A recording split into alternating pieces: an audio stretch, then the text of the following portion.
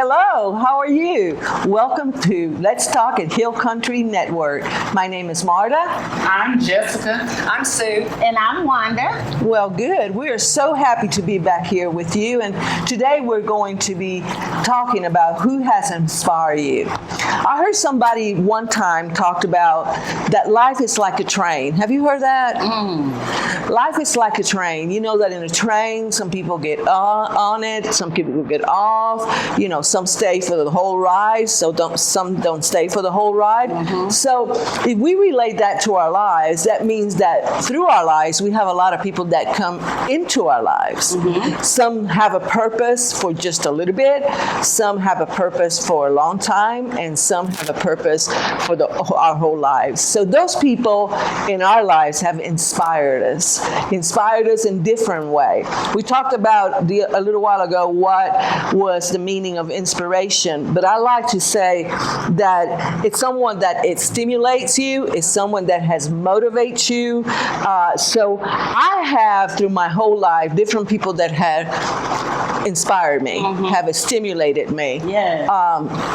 Of course, when you're younger and smaller and school age, you usually have a teacher or somebody that believe in you, that you look up to. And I have to say that as when I was in college, I had a teacher at Blue Mountain College. Her name was Candace Carrier, and she was a wonderful professor. She was my mentor.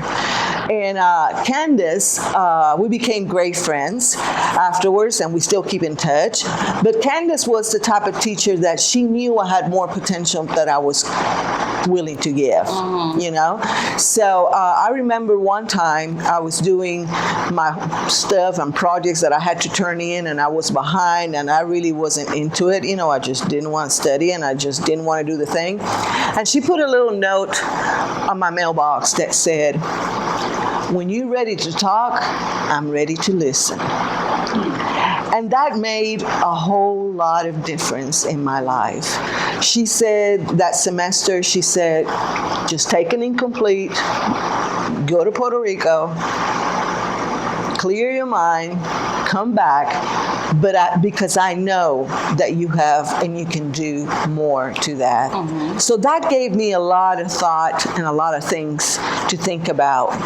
I spoke to her after I retired, and we had been out of touch for a long time, and I spoke to her, and she said, what have you done with your life, and I told her about my professional life and what I have done and this and that, and she said, well, I feel very proud because you have exceeded me. And that's what sometimes we want to inspire other people for you to be able to exceed. So who has inspired you? First of all, I'm going to read a scripture. Yes, okay with you? Sorry. That's okay. That's all right. I want to read a scripture for everyone, and then I'll give my the person who inspired me. Psalm 16, 1, and I'm going to drop down to 8. So I'm going to read verse 1 and 8. So that's Psalm 16, verse 1 said, preserve me, O God, for in thee do I put my trust. Down to verse 8. I have set the Lord always before me, because he is my right hand. I shall not be moved. So with that being said, God, first of all, Jesus Christ is the perfect inspiration in my life, because I can remember when I was younger, and when I first came to Christ, I've always known about Jesus, and because when we was younger, we was taken to church. They took us to church and everything like that. But it wasn't until I was 18 years old, and my ex-husband, he decided that he was going to start going to church, and I was like, what? You going to church? I was more or less thinking he was going to church because there was a woman there that he wanted to see. I'm just telling you, that's how naive I was at that time. I was thinking like that. But when I started going to church, and it's a lady there that right now is one of my closest friends. We don't talk every day, but when we do talk, we have a good time. Her name is Stephanie, and she was going to church at that time, and she was doing a lot of outreach things, for the community, and it inspired me because I wanted to do some of the things that she was doing, and even to this day we are still friends. So she inspired me to have a close closer relationship with God. But then when I started studying the word and I started seeing all the miracles and the healing and things that Jesus was doing, that became my inspiration.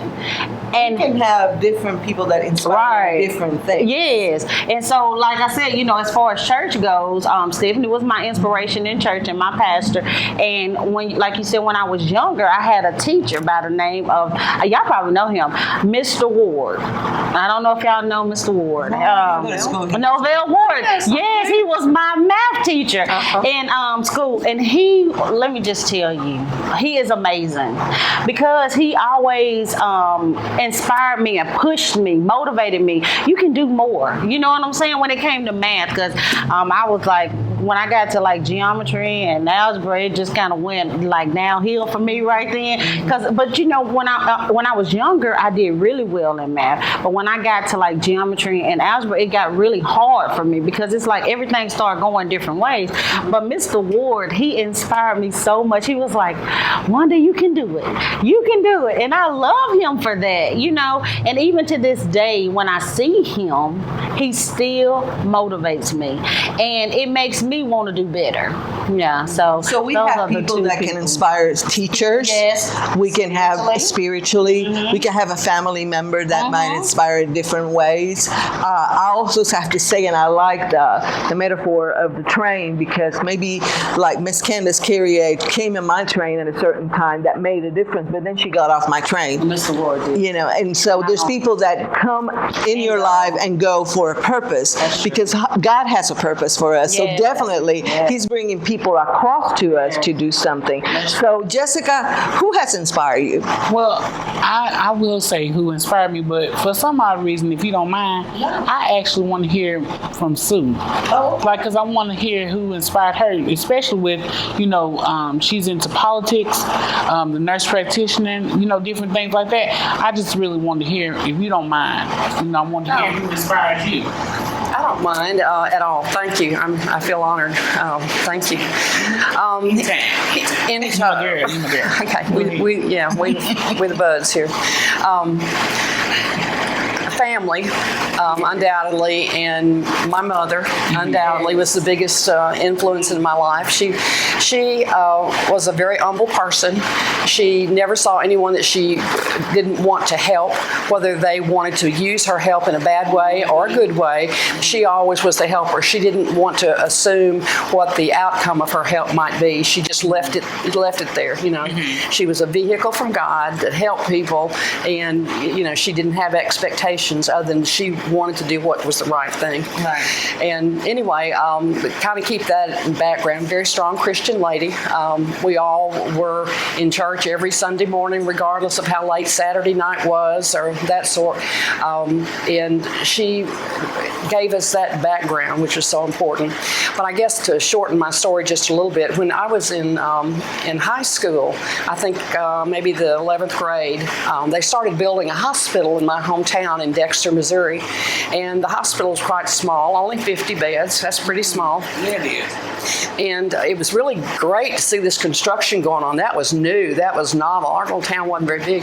And now we've got this big old, what I thought was a big old brick hospital. And Mom said to me one day, just kind of casually, without much background at all, why don't you be a nurse? I hadn't thought about that. I mean, I thought about a lot of things, but that probably wasn't one of them. Mm-hmm. But I think just her nurturing in general and the desire to want to help people to be better and be the best they could be, that's the path I took. And opportunities opened up that allowed me to do that. From high school, I went to school in Memphis, Tennessee, to a diploma school of nursing, and was able to leave that through being, what's the word, in the Army. The Army provided some of my student education. Therefore, I gave them some of my nursing career to pay back. But I like to think of it as serving, but it really is payback too. And then by that time, I'd taken on family, and my husband was always an encourager, but an encourager to the point of being competitive. Whatever he was going to do, I felt like I had to do, and whatever I did, he felt like he had to do. So we both pursued additional educations. And that makes a difference. You have somebody to encourage you. And y'all are doing the same. Yes, that's real. Yeah, all that plays a big part in it. And as far as being a nurse practitioner, that was kind of something I hadn't really planned either. There was an opening in graduate school. Having moved from South Carolina to Tennessee for my husband's job, there was an opening at Vanderbilt to go into the nurse practitioner program. And I'm like, I'm not sure what that means, but I'm in, you know. And so let's do it. And actually, it led to a time in my life when I came to Mississippi and have worked in that role for 40 years now. That's good. And I look at it as a serving opportunity, but I always relate it back to my mother and the kind of person she was, her willingness to give to others unconditionally. And, you know, I want to claim some of that as my own now because she instilled that in me so deeply. And one other little thing that she did for me that I'm going to share with y'all, and that is she said, this is when she was dying from cancer and was in a whole lot of pain, and she was sitting there with tears coming down her face. I said, Mama, are you in pain? And she said, not like Jesus was. And I have always thought about that, you know, she had kept her mind focused in the right direction. She had been able to inspire others along the way, but her inspiration was God himself, and I want to claim that too. Yes, that's the best inspiration. I'm glad that I didn't take the opportunity at the time, because I really wanted to hear. There was a reason why I wanted to hear that, and to hear the last part of what your mother said while she was dying of cancer. First of all, thank you for sharing that, because I know that would be hard for me to share those words that my mother said. But may I share one more word? Yeah, go ahead. The tears running down her face. Yeah. She said, God made us with a pop-off valve. When we have too much on the inside, he allows some of it to come out. That's right. That's right. I bet your mom was all right. She was I bet she was. She would have loved you too. Yes, ma'am. I bet she loved her too. We probably would have been laughing and stuff, having a cracking up. But I was listening to everybody and what inspires them, and you know, as I was listening to everybody, you know, of course, you know, I thank the Lord because Jesus does inspire me. I believe he inspires all of us. Yes. My mother definitely inspired me, and still does, truly inspires me, because when we read earlier about inspiration too, it said something that stimulates you to do something creative. And my mother has always, you know, told me, you know, that you can do whatever you want to do. She's a single parent, raised 3 girls, you know, different things like that. And I remember seeing her go through some hard times, really not understanding the hard times until I got older. But she always pushed, always worked. We didn't have all the things that we wanted, but we had what we needed. So she truly inspires me. So with the different things that I have going on now, I make sure that my mother has, because she made sure that we had. But as far as a teacher goes, I've had some good teachers. I've had some good teachers in my life. Judy Gooseby, I can name her off the top. She inspired me to actually write more. Because she would be like, your essays are so good, different things like that. So she inspired me to write more. But when I was in school, I had went through some things. I had left home early. I don't know what I was thinking, but I left home at 16, 17. And I was going to high school. And my mother is a strict mother. Wanda can tell you, my mother is something else, but she's loving. But she taught us, you know, if you make a decision, you're going to have to make this decision. So when I moved out, she said, since you want to be grown, you be grown. The only thing I'm asking you to do is graduate from high school. And I did that. But 2 weeks before graduation, I was going to quit school. High school was good for me. I had a good time, but there were times where it was really rough. And there was an assistant principal by the name of Earl Richards that I went to his office. And they, you know, back then they would have candy in the office and you could just go in there. And I sat down and I was crying and I was like, I'm going to quit school. I can't take it. I can't take these kids in school. They're talking about me different things, and it was bad. And he got up. I'll never forget, he's tall and he was muscular then. Now he done lost a lot of weight. But he came around the table and put his hand on my back and he said, Jessica, you can do it. You remember what your mother said. You got something to prove. You are smart, and I need you to graduate. And he said, now wipe them tears up, and we're going to graduate. Because my grades and everything was up. The day of graduation, y'all, I graduated, walked across that stage, and I hugged him. You know, I just hugged him because I wanted to receive that diploma, but there was so much pressure on me. See, he inspired me to do better. And anytime I feel like I want to quit or do something, you know, I go back to that day. I saw him about a month ago at one of the restaurants here in town. And everybody was looking because here we are hugging and tears are rolling down my face. And he's like, what are you doing with your life? And I told him what I was doing. And then all of a sudden he started crying because he remembered those days. So like Marta said earlier, the train.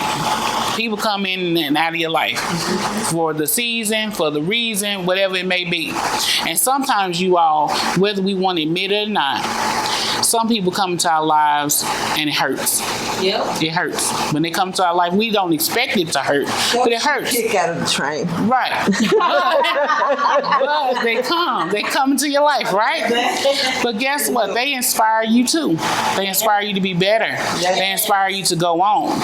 And so I would say the last person, and it's going to be weird to say, but I have said it, and I said it in my book, which you all need to get my book. We'll talk about that one day. My ex-husband actually inspired me. He pushed me. I would have never thought that. But really, once we got the divorce and everything, and nothing bad about him, because he's a good man. I want to say that. We just were not good for each other, apparently. But look, he inspired me. He pushed me. That hurt pushed me to be better. That pain caused me to go into my purpose. So everybody that comes into your life, sometimes it may not be a good feeling, but you can turn it into a good reasoning. You really can. So I just wanted to point that out. Things happen. I was telling a friend early this morning about that sometimes, you know, God has to use people in our lives to teach us lessons, to get us to learn things. Yes, ma'am. So inspiration comes in all kinds of angles. And I wanted everybody to know that because not everybody out there has had good people in their lives. I like to add something. Just because we got a little more seasoned, you know, a little more, it doesn't mean that our inspiration quits. It doesn't mean that nobody can come into our lives to inspire us. You know, in every season of our lives, there's certain people that will come in that will help us in different stages. Let me say this too, and I'm sorry because we don't want to interrupt each other. We just have so much to say. Here. But look, also we're talking about who inspired us, but the question is, who are we inspiring? Yes. Now, because the way we live our lives, we inspire people, and I want to make sure that we realize that we are an inspiration to people. We need to, you know, every day when we live, when we carry ourselves, we need to, you know that we are an inspiration to somebody. And that's another way, that's another thing I want to say. I'm trying every day now. I realize that my life is important. Somebody is looking at me. Somebody is looking at you. Will we affect their lives in a positive way or in a negative way? And that's been really sticking with me here lately. I want to impact people in a positive light.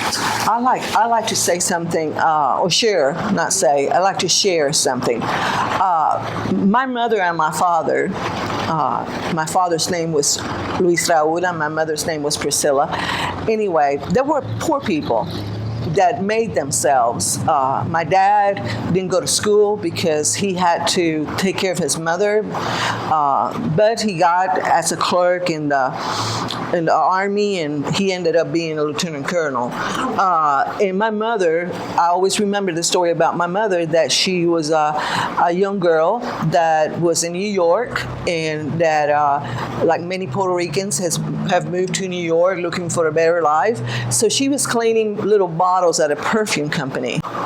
And she said she sat there, she was 19, and she sat there and she looked the ladies down there, and old ladies just cleaning those bottles, and she said, you know what, I'm not doing this for the rest of my life. So she said, I'm going to go to school. I'm going to study. So it's very hard for her. They sent her to Puerto Rico, and so she will have to travel to the city to go to school. Anyway, make a long story short, she became an English teacher, English as a second language.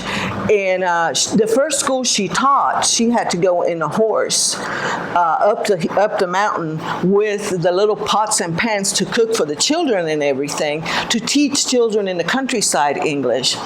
So I had those two people in my life, I mean, the most important people in my life, my mom and my dad, had inspired me tremendously to give the best of me, to help others, to, you know, just to continue to grow in faith and continue to grow as a person. So I just started, one of my latest inspirations, and I like to share this, is that I just started this Spanish reading program at the library. And the reason I started it is because there's a big population here in Union County of Latino people. I had never, ever in my life have felt discrimination. Never. Until I got to this age. At this time, I went to Blue Mountain College when I was 16. I went to Ole Miss. I graduated from Miss, did a master's degree. I went back to Puerto Rico. I worked for the governors and travel, and you know, I mean, never in my life I had felt until the last 4, 5, 6 years. So that, all of a sudden, at 61, very seasoned, I'm coming, what am I? I mean, am I Latina? Am I Black? Am I Hispanic? There's so much thing about race going on that it just really puts you to think. And we are all God's children, okay? So anyway, that motivated me that if I had the opportunities in my life for my parents to send me here to go to school, to be what I wanted to do for my Puerto Rico, to be a Latina woman, because in Spanish everything has a gender, so Latina, it means Hispanic. And for you to know, Hispanics are only the ones that speak Spanish. Latinos are the ones that are from Latin America, including Brazil. So anyhow, I thought, well, I got to do something for this population. You know, we know what all the news are saying. We know all the things that are going on. So I decided to do something, and I went to the library, and Jessica helped me to do this. And I'm very thankful to her and Miss Cece Bullock. They both have inspired me to use the library as a mechanism to take a message. So we have this Spanish reading program in honor of my mother. Okay, and we have collected books from my family, has sent me books to donate to the library, and we have started a program for Latino kids. And they come on Tuesdays and they come on Thursdays. All these kids have been born in America, okay? But when you talk about they want to assimilate so much, they forget where we come from, you know? And the mothers and the grandmothers come and they sit around, and it's funny because they all speak Spanish. They don't speak English. The kids speak English, but they don't want to speak Spanish, and that's very sad. So one of the messages that I'm taking to them, and my mother and my father inspired me to do this, and many other people. I see Sonia Sotomayor, which is one of the judges of the Supreme Court, and she's from Puerto Rican descendant, and I see you can do anything you can be. You have the chance to do anything in your life. It doesn't matter where you come from. It doesn't matter the color of your skin. It doesn't matter if you're pretty, ugly, fat, short, round. It doesn't matter who you are. You can do anything. And I have the opportunity today to transmit this message to these kids, talking to them, first of all, to be proud of who they are. You know, to do for themselves and for their family, and to never forget where you come from. You cannot forget who your descendants are, because we talked here in this program about belonging. So you belong, and I'm proud that right now, I'm proud that my parents taught me that, that they taught me that love to being Latina, to be courageous, to be strong, to fight, to do.